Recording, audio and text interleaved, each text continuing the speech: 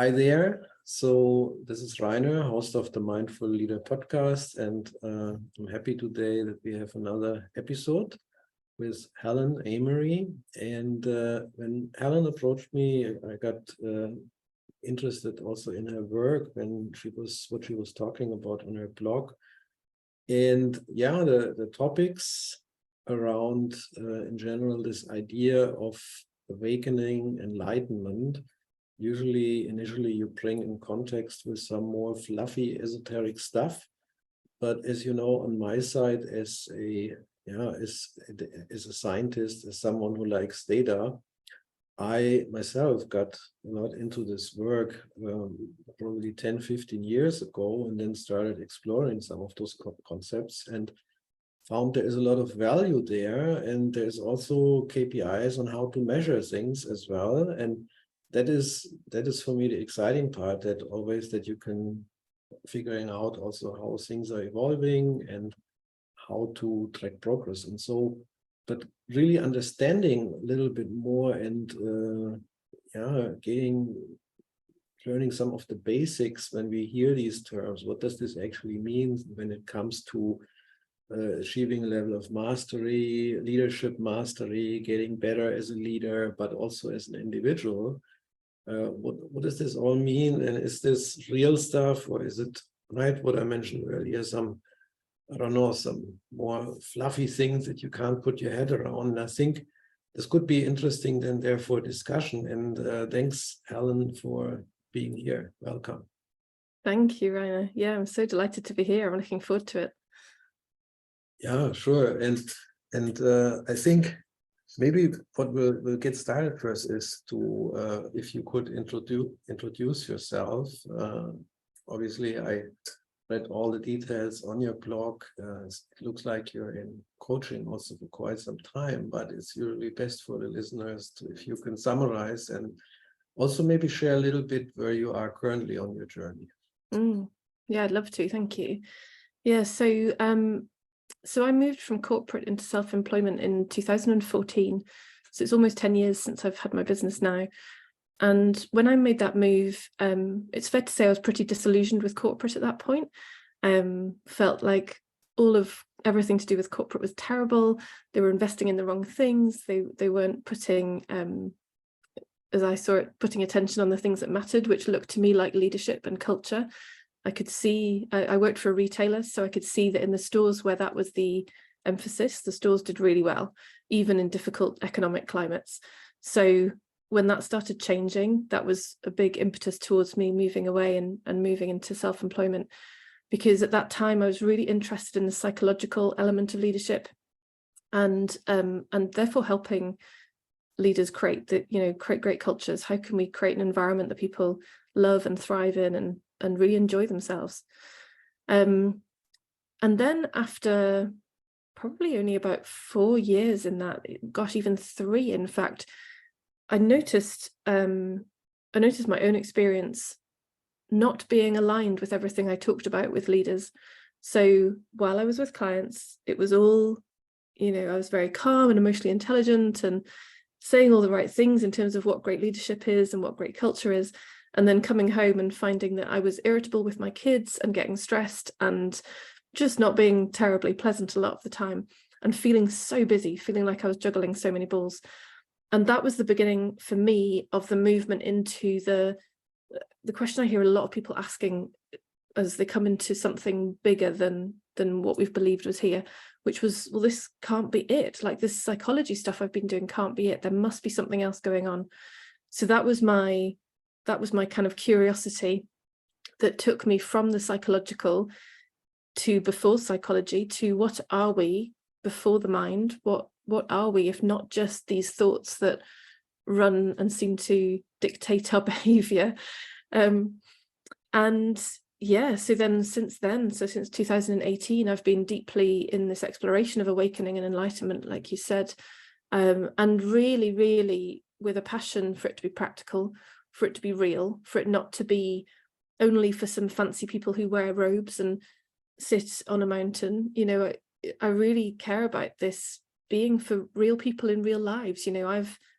I've moved through this with my 2 kids, with a house to run, with the business to run, it's I've not had the experience of going off on retreat or going to India or any of that kind of thing. So I really do love that this is the kind of angle that we're going to be talking about today. This, let's make it real, let's make it practical, let's see that it's right here and available for everybody. And like you say, to have data as well to back it up is always awesome, to convince the mind that there is something here. Yeah, no, thanks for sharing. Yeah, the mind likes stories. And so in my world, so from terms of conceptual, what was helpful for me was to distinguish awareness itself and then the mind as a separate, I usually refer to it as the software of the mind software, the mind operating system. Is people listening to this podcast usually are in techies, and so they have a good understanding of what software is, and then that the software can be buggy, so meaning the mind software is not running that stable. It may have problems, it may needs to be upgraded. You can think about also in this analogy that the mind has all these different apps, and some of these they may no longer be needed. Others, they need to be installed. They're not there yet. Let's say we need an empathy or a gratitude app. It's not there yet. And so that is helpful to distinguish between the mind itself as an object that is doing something and it's outputting the ego, your personality. And then awareness basically as something to observe, to become aware of the mind actually and all the stuff what it's doing. And so this was when I look back 10, 15 years, my also initial thoughts about what is this awareness and then what is the mind. And it became clear then that awareness is the fundamental driver for pretty much everything. And particularly for those leaders, usually people would ask in terms of what do I need to become a good leader and how do I achieve leadership mastery and so on. And my realization then was in these days that awareness is really the one that cultivating more awareness. And that is the start. And then once you become more aware, then you can actually see what your mind is doing, what your mind software is doing, where it is buggy, aspects be improved. So, but awareness is then first, right? And then, of course, I created over the years, I found quick ways also on how to systematically upgrade your level of awareness, your level of present awareness, or LPA, which is the percentage of your day, awakening day, in terms of when you're really connected to the present moment. So, as I mentioned, I like numbers and data. So LPA is something very tangible where you can say, I'm over the course of the day, my LPA is 2%. So that means 2% of the time I'm actually fully there. The remainder of the time I'm caught up in self-chatter, busy thoughts, rehashing the past, planning the future, all this typical stuff, which is this basically unconscious type of behavior being on autopilot. 2% LPA, and the reason I point out 2% LPA is because this is something I usually experience and starting to work with some leaders and helping them to upgrade mind and body. Usually we start with this, bumping up LPA, get more in. And I think now, going back now first to this concept of awakening, right? So this also has this little bit esoteric touch to it, but maybe you can share a little bit from your experience. What does this refer to? Yeah, and I love it. So your analogy there fits perfectly to describe both awakening and enlightenment. So I'll bring that into this because awakening is really very simple in many ways, and so often the mind can not accept it because our minds that love data and love tech and love figuring out problems, it kind of dismisses simple. It thinks simple's a bit pointless. And that's really one of the greatest challenges with awakening, because awakening really is the recognition of awareness that you were referring to there, the fact of awareness, the fact I am aware, and that it is the most fundamental aspect of our experience. It comes first before anything else. Like you said, you know, it's what knows the mind. It's what knows anything. We've never known anything outside of awareness first. There's always been awareness, and then there's been a thing, a thought, a feeling, a person, an object, a piece of tech, doesn't matter. It's always awareness first.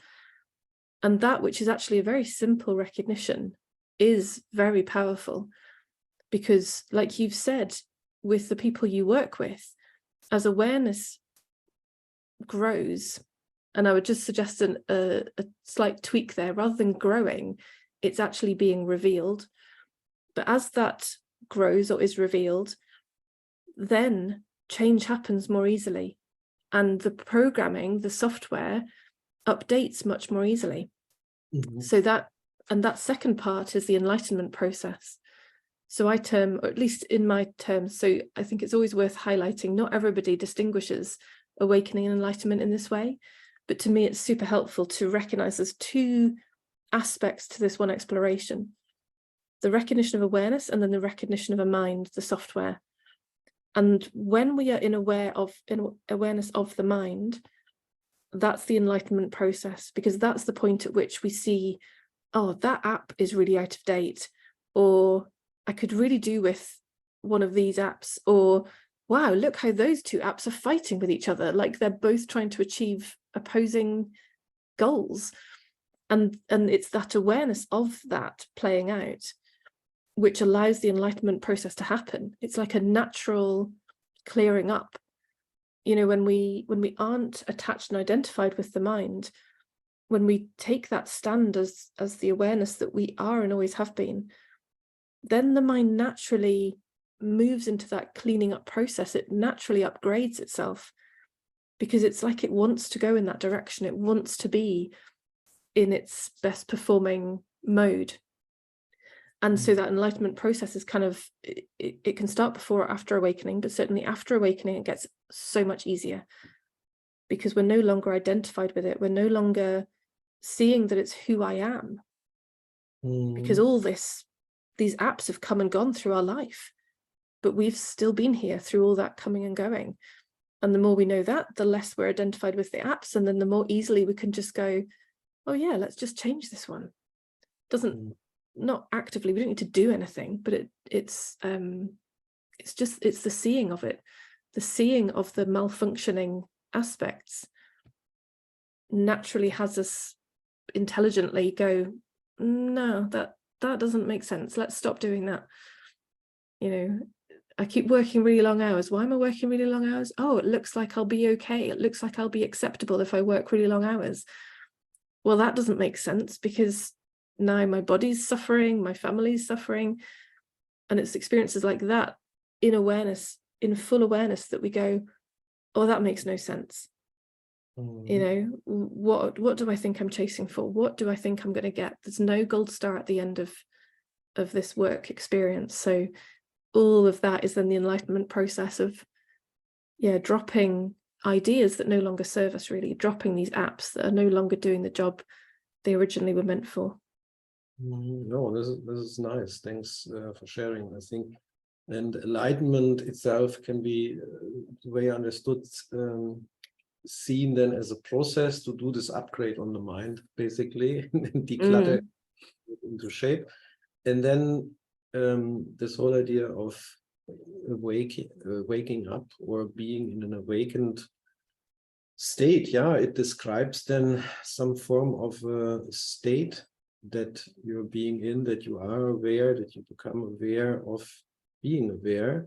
The question is, going before that, going in that state of not being woken up or not being awake, is there hope for those who are in that state to actually get out of the state and awake? Is there something, for instance, that is helpful that you experience to get them out of the state? That's a really interesting question. In my experience, And if people are listening to your podcast, it's likely they're going to be in this category. But in my experience, something in us has to want this. It's not an intellectual thing. It's not it's really not a mind-driven thing. Something in us kind of already wakes up and says, hang on. So like when I was asking myself, well, this psychology can't be it, what else is there? That question came from nowhere, came from somewhere, definitely before the mind, because the mind thought it was doing the right thing with the psychology. And this question just arose. And as I said before, I hear that from a lot of people, this kind of, we reach a point where we go, there must be something else, or is this it? Or this can't be it. It's these kind of paradigm shift moments, which to me are the door opening to say, yes, there is another way. Come and look over here. And I think once that has woken up in us, there's then it's like a natural draw towards it. People will often say, I'm so drawn to know this more, to see this more. I know there's something in it. I really want to recognize it. It does seem like there has to be a natural opening, because otherwise it is like trying to push water uphill. It's you're trying to make something happen at a level that's not ready to be heard yet. It's not ready to be received yet. Yeah, no, it's also my experience that either you are in that state or you're not, and I still couldn't figure out ways to accelerate this process in terms of how getting into this awakened state. It looks like either it is there or it's not. And unfortunately, I would say many people are per standard or per default, unfortunately, in this non-awakened state. And by the way, they wouldn't actually watch to this podcast here, particularly this episode, right? They would look at the time. What is this? So if there's no opening there, they wouldn't even watch to this content, or they wouldn't be drawn to, in general, some of the other content I'm talking about. And so, I always thought about, is there something for those people who are not in that awakened state that get them out of it and get them like this experience where they say, wait, there is. So it's really literally waking up to becoming aware of being aware, what you mentioned, right? That this, and the only way I've seen that so far is with, as an opener into this, is like extreme suffering. Like your friend, when it comes to waking up, looks like this is, you need this hammer, like boom, to get you out of this sleeping state. And actually that makes me think, Rainer, about people who might, they're in their normal life, they might have a normal kind of experience, what we might call normal suffering. I'm not sleeping well enough, and my relationships are suffering. I'm struggling with my kids, I'm struggling with my work. There could be that kind of what we might consider normal suffering, and even that could be enough to at least begin to explore and to see, well, what else is there? Because you use some mindfulness approaches, don't you, with your work? So that in itself, mindfulness and meditation are much more accepted now than they were before, and they can be little steps towards, because they are, if we're doing that, we are naturally being ourselves, that present awareness, and we're being present to whatever is here. So that already is opening us to the fact there's something we are. We might not know that intellectually, we might not have that understanding of that's the mechanism that's happening, but that is what's happening. It's kind of starting to just like nudge the door open a little bit and starting to create that disidentification from the content, which is the only source of suffering there is. So as we, in a mindfulness practice or a meditation practice, you are essentially returning to your already natural state of awareness and becoming present to the objects of thought or raw sensory experience that are happening. And as you said before, rather than following the past thoughts or the future thoughts, we're just present here.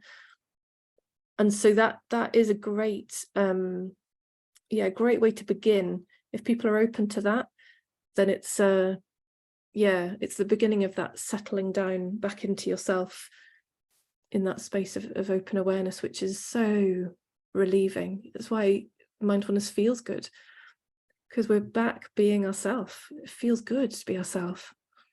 Yeah, I mean, from my own experience, I remember that first increased state of awareness, it is like a two-edged sword. It can become very calm. On the other hand, you can also become aware of all the stuff going on, and you can basically get even worse in terms of the thinking mechanisms behind it, right? Yeah. It can go both directions.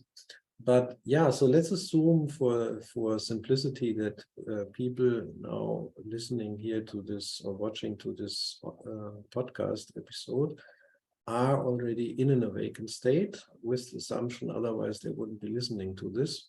So that at least the majority. But then my experience when working with many of the tech leaders in the past years, usually when we start baselining this awareness, so that's why I said, let's actually look at some data here. And I mentioned this level of present awareness, LPA. And usually that LPA, so the time you spend over the course of the day that you're fully aware, fully connected to the present moment, not in your mind chatter, engaged all the time, is usually very low. I see people once you start baselining and you know how to do it, after 2 or 3 weeks, then maybe it is 1 or 2%. That's it. It's not more, right? And so may now be in this awakened state, which is great. So they become aware of being aware and say, yeah, cool. And so, but unfortunately, the LPA is still kind of low. And for reaping really the benefits, or to really progressing in some way in this process of enlightenment, right? If we, instead of saying enlightenment here, basically upgrading the software, it generally, it looks like to me, this is a very tedious process. It can be done systematically. This is what I refer to as measurable mindfulness, something that I pioneered in the past, I would say 5 to 7 years, really figuring out how can you use mindfulness to systematically now do this upgrade process. And it works, actually. There's all kind of, I call them key performance indicators for the mind that you can look at. For instance, your number of thoughts per minute is a good one, your number of conscious recoveries per day. So there is interesting things you can look at to quantify this and make this real data. And then, of course, once it's data, you can start tracking it, you can start improving it. But I think my point was, so far I've seen this is a very tedious process. I'm wondering, is that the default that you're seeing as well, or do you see some people just like click and then they're going through the roofs and they're basically fully present? Let's say LPA greater maybe 80% or something like this. That would mean they at the most time of the day in this highly aware present state. What great question. So I think the majority of people I experience have a progressive journey with that clearing up process, with that that upgrade process. And to be fair, I don't think that's a terrible thing. So I had quite a significant awakening at the beginning of my journey and had a few months of complete bliss and freedom and empty mind. And then the conditioning patterns, the psychological patterns, the apps, the programming came back in, and because that enlightenment still had to happen, it was like I couldn't bypass it, I couldn't shortcut it or circumvent it. And so that's when that process really began for me. And yeah, to me it looks like it's ongoing in some ways. We seem to get the same kind of patterns of thought showing up again and again and again, but it's like each time we see them, there's a little bit more clarity with it, there's a little bit more perspective on it, there's a little bit more space and freedom with it, so that it's like each time it happens, it's getting lighter and lighter and lighter as we are that greater awareness, greater space, greater presence with it. essentially what we're doing is bringing unconditional love to everything in our system that is our natural way. Like that's what's happening. And each time we have this, whatever, we've all got some kind of repeating story. So mine is I don't want to be a disappointment, and that's one of my other one's self-doubt. But yeah, so these stories will come around with different scenery and different characters in the world, but it's like the same lesson coming again and again and again. And our only job really does seem to be present with it, and it lightens, and therefore it gets easier, and therefore it catches us less, we get less hooked by it, and therefore it has less impact on our being in the world, because we're not convinced by it anymore, we're not compelled by it anymore. And some will go easily, some thought patterns will just disappear with great ease, and then there just seem to be some which are a bit more sticky, ones which were probably collected when we were pretty small, so they've been practiced a longer time. But yeah, so it does seem that enlightenment process does seem to be progressive, and helpfully, because people also who I know who've shot to the skies, then they just have to do a whole bunch of integration anyway afterwards, which can take the same amount of time. It's like the work has to be done one way or another. So actually progressive is okay. I think that's actually a very good point. The work has to be done either way. It could be that you are in this highly aware state with, let's say, greater 80% LPA, present all the time, being fully there. But now you in this state, and you become aware of all the garbage in the software, all the bugs, all the inefficiencies, and integrating this. Now what you become aware of and integrating this information over time, it can be a very late process. On the other way, once you start with, usually my approach, when I work with people on bumping up LPA and bumping up awareness using measurable mindfulness, it's a very systematic approach. Like in one of my programs, it's called 10x Presence. It goes over 3 months, and it gradually bumps them up from 2% up to 10% over these 3 months. And it works very well. I was amazed, right? That's why I thought let's put this together in a program, make it available so people can just do it. And it's work. So it is really tedious work. And at that point, you pretty much just bump up awareness. There's not much more you do. It's not upgrading software at this point. It's still raising or cultivating this awareness that is highly needed to do this upgrade process. And then the upgrade process itself usually is also something it takes, once you start digging into it, it's this ongoing, continuous process, but usually you make some good progress on this over some period of time, but it is work. And so it looks like there is unfortunately no shortcut. Work is needed. I guess, one thing that might help actually that occurred to me, and I don't know whether this is something you look into with people too, but one of the most helpful things, so we talked about there before, that awareness is our most fundamental experience and always has been. And coupled with that, the other side of that recognition is the recognition that I'm not therefore a separate self. And that inquiry process into seeing that I'm not a separate self, I am this present awareness, which is not limited to this body. Whenever anybody explores the nature of that awareness, they don't find an edge. They don't find that it ends at the end of my body. We can't even find that it comes from the mind. There's plenty of neuroscientists trying to prove that the brain somehow creates awareness.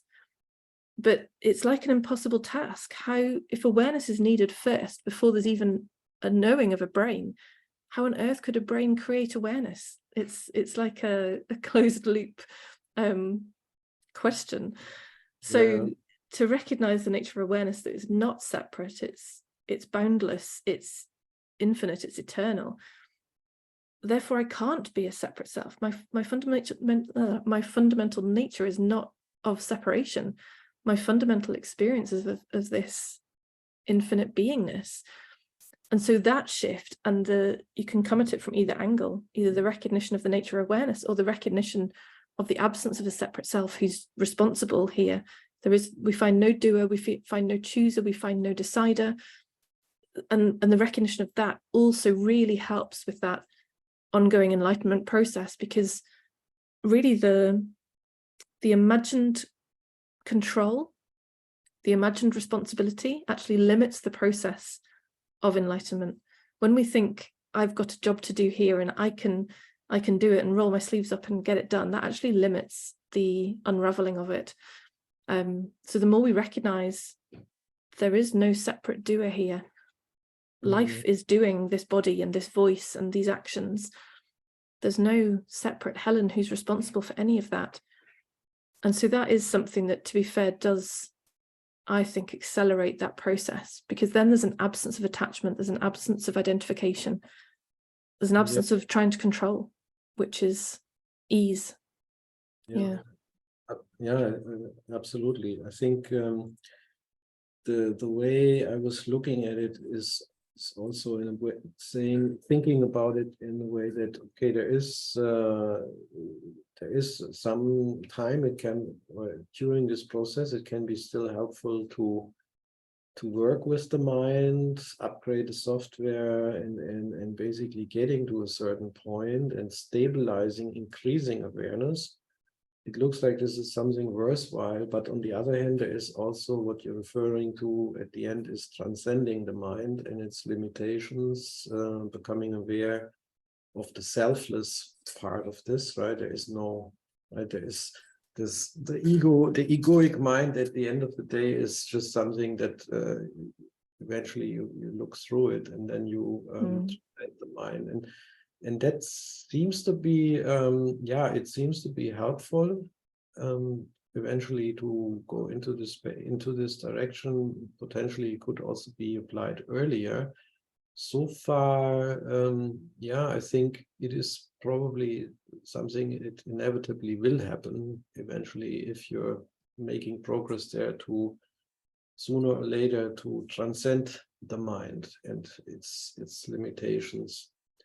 But I think at the end of the day, I think bumping up awareness and stabilizing this state of being in this aware present state much leads to those things sooner or later. Yeah, I think there's one thing to really say to that, which is that we can really trust in our own process, in our own journey. So I don't know about you, Rainer, but I've seen for myself and for people I work with that the next right thing comes just as you need it. So if whatever you're next ready for, you'll find the right book, the right teacher, the right guide, the right tool, that whatever it is you need, it seems to come, and all the more easily from the state that you're talking about there. The more aware we are, the more we are that awareness knowingly, the more easily that next thing can come for us that's going to be the right next step in our process. Yeah. Very good. So maybe share a little bit. So you're also an author of this book, where it's exactly about this topic here, what we're just talking about. And I'm also curious then on when you work with others in your role as a coach, mentor, what is your approach then? Maybe share first a little bit about the book, but then your approach and how you work with people to assist them or support them in this process. Yeah, thank you. Yeah, so the book, the first book out of two. So this is book one, The Complete Book of Awakening. The next one is going to be The Complete Book of Enlightenment. So this first book is very much focused on what we've talked about here in terms of the recognition of our essential nature of awareness. And in doing that, we look to who we are, awareness, as well as looking to what we're not, which is, or not essentially anyway, we're not the thoughts, we're not the feelings, we're not the body, we're not the separate self, we're not the job, the money, we look at all of that stuff. And then at the end of the book, we bring it all back together to see that although we've kind of falsely said that's not who we are, we come to see that it's all of who I am. And it's a very practical book. It's very structured, step by step, like a workshop in a book. So you move through it, exploration after exploration. We give context, we give guidance, we give pointers, we share others' experiences who've read the book during the publishing, during the development process. So it gives people a really held by the hand journey through it. And people have said that, they feel like they're being walked through it step by step, and that when questions come up, they're very often answered in the next chapter. So it really takes people on that deepening journey, and really so that for yourself who you are. If ever we're trying to rely on somebody or something else to tell us that, we feel off balance, we feel off center, we feel ungrounded, we feel insecure. Once you know for yourself who you really are, once you're awakened to that you really are, then everything gets easier, everything settles down. There is a lot of relief in that recognition, sometimes tears, sometimes laughter, but there is a lot of relief. And so we're really passionate about this. Yeah, as we said at the start, this book is very much normal world, not couched in any kind of spiritual or religious language. It's very much just for anybody to pick up and move through that journey. And if wanted, we have courses to do as well that support, if you want somebody alongside you who's going to say, right, this week come and read these chapters and let's talk about it, then we've got that option too. So I know that, like for me, I'm terrible at doing yoga unless I'm going to class. So some people find with the book, they're terrible at reading the book unless they come to either our self-study course or to a book group. But yeah, so there's that's the awakening part, which we've written about so far. And yeah, international bestseller when it launched. So we were so delighted. We were up there with Eckhart Tolle and other such people on Amazon. It's like that was a beautiful day, and we're loving hearing the feedback from everybody. Yeah, this is spreading. great, and it seems like then this book could then be a really good resource to support in this process. And then, as you said, people have different learning styles, and for some it could be good to get a little bit more support in addition. And it looks like then you're this type of support. So we'll make sure I'll point out the resources here as part of the show notes that people can actually look it up. Yeah, wonderful. Yeah, thank you. Yeah, no, this is great. And now, but also you mentioned this was interesting also that you're planning something new coming up with a parenting program. And for me, first heard about this parenting, then I said, okay, there's kids, taking care of kids. It sounded for me then this again, this analogy when you are a leader, then you have your teams, right? Not necessarily your kids, but actually sometimes it feels like this. Yeah. Taking care of them. But what got you more into this? And maybe share also a little bit what this program is about and why you're doing it and where people can find out more about it as well. Yeah, thanks, Rainer. So I'm a parent of currently a 16 and 14-year-old, and gosh, actually, having just been talking about what can accelerate your journey, kids can accelerate your journey. They are amazing teachers. They are amazing at showing us where our programming isn't updated yet. So this program that I'm going to be running for parenting is very much on the enlightenment side of the exploration. We will be grounding into the recognition of ourself as awareness, but its emphasis in this exploration of this program is going to be on the enlightenment of the conditioning, on the understanding of why I react to my kids in that way, why I behave in this way with them, why I keep having this repeating pattern of relationship dynamic with them or perhaps with a partner. So it's going to be very much about revealing for ourselves all the confused apps that are running in the system and that are fighting with each other for attention and airtime, and which are therefore creating some what look like pretty unhelpful behaviors out in the world and with our children. And absolutely, like you say, relevant for leadership too, because most people in the world are still running off their childhood programming, which is why, sometimes team members do behave like children, because that's still the fundamental driver of their system. They've also not upgraded their operating system. So the focus is about parenting, but if you're a leader as well, this will just supercharge your leadership, really. And it's going to be a really deep program. It's a small number.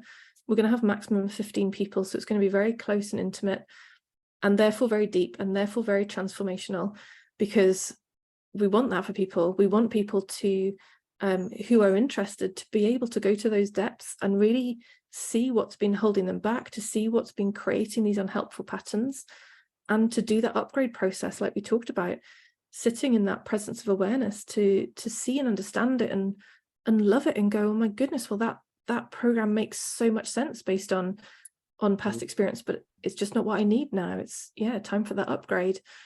So yeah, we're super excited about it.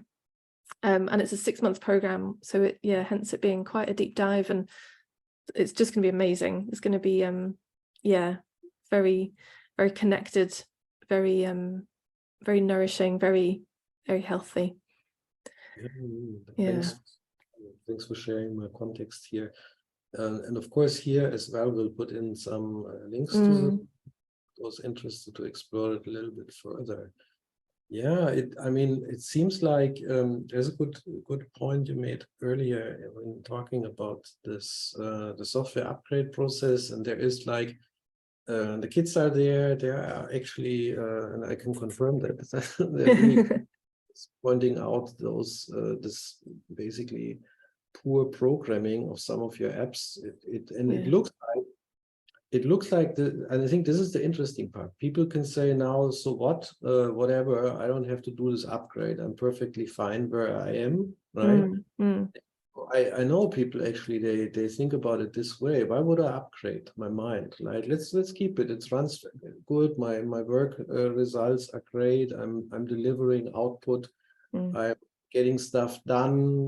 There's no need to upgrade. All is fine, right? But it looks like eventually it's not an option to not upgrade, because then people around you, and let's go back to the kids, it will repeat. The patterns that come up, the struggles you have with them or with your partner or whoever, it always comes back. It's never going away, right? As long as you become aware of the situation and then start this upgrade process. So is that the case? So do you think, like, if people say, oh, I don't want to upgrade, that actually they have no choice, they have to upgrade eventually, otherwise they're stuck in this endless loop? Yeah. And in my experience as well, if we don't move towards that upgrade process, it will come and hit us in the face at some point. It will make us look. My friend often says, I'll be hit by the 2x4 of the universe if I don't actively go towards stuff. So yeah, it really looks to me like we are supporting ourselves, we're supporting everyone around us when we actively move towards and get curious and inquire. And if at any point in your day you're reacting with frustration or irritation or stress or any other stuff that we would count as yucky or unwanted, that's evidence of a mind ready for upgrade. And yeah, as you say, it will just keep coming around. We will keep receiving the message. We'll keep being asked to look until we do. And definitely recommend the act of moving towards rather than waiting till life brings you to your knees. Yeah, and I think that's the thing. So it looks like there is no choice. Upgrade is needed. It's no way to get around it. And it could be, I think it could be a more smoother, a more, maybe not even say easygoing process, but going more into this proactive approach looks like can have several advantages, right? Because why do I need to go through all this stuff again and again? And then these things usually they bring suffering, and the level of suffering, in my experience, is always increasing. It's not decreasing. And so suffering is increasing while you're ignoring those signs and while you're ignoring the upgrade, right?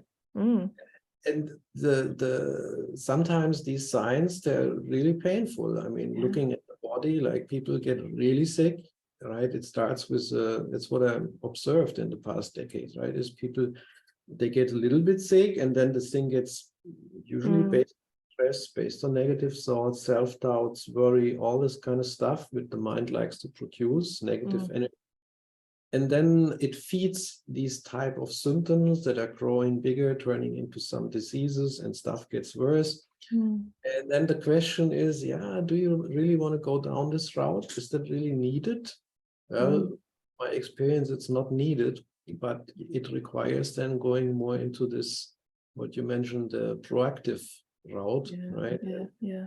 More pleasant, because there is, I mean, control is still an illusion, but it feels like you have a little bit more maybe control in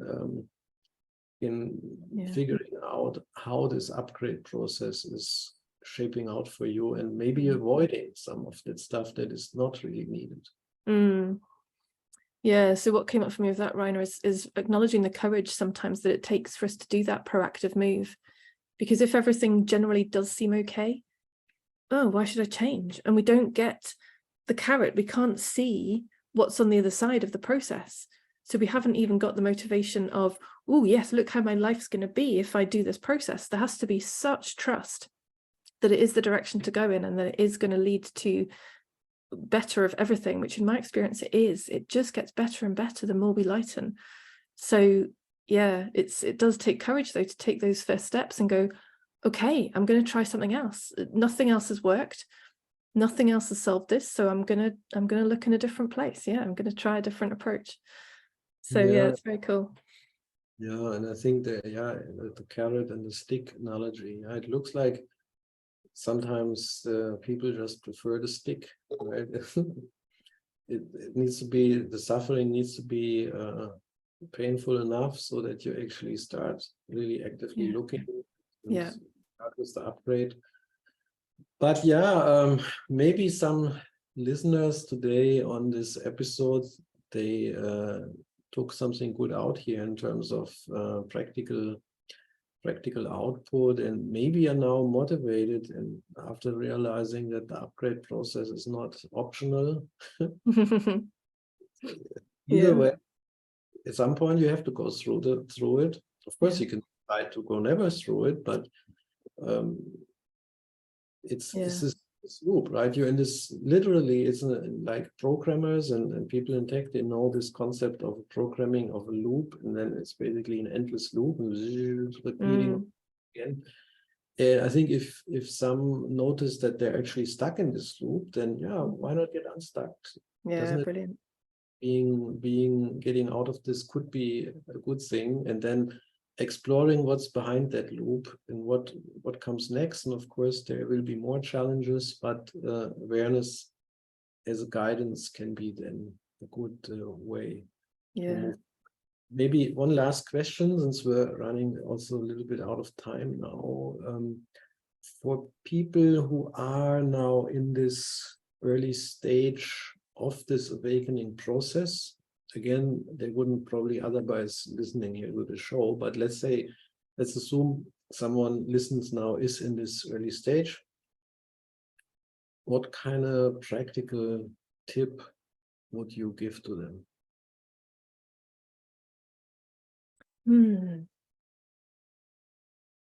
Very simple one, which is to just during the course of your day, pause and check, am I aware?